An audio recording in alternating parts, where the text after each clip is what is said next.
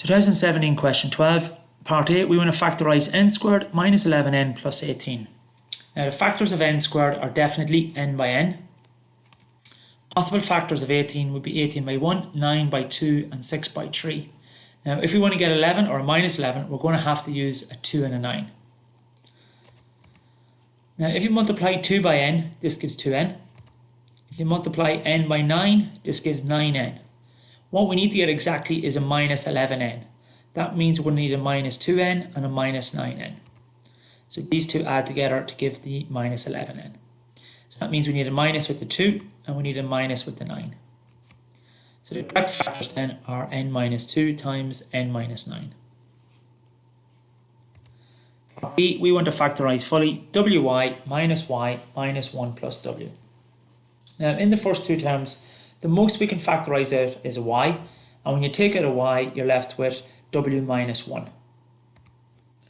Now in the next two terms, we're just left with a minus 1 and a plus w, or we can write this then as a w minus 1. Now with these two terms, you can see we've got a w minus 1 in common. If you take out the w minus 1 out of the first term, you're left with y. If you take out w minus 1 out of the second term, you're left with a 1. There is an imaginary 1 in front of this. So this gives w minus 1 on y plus 1.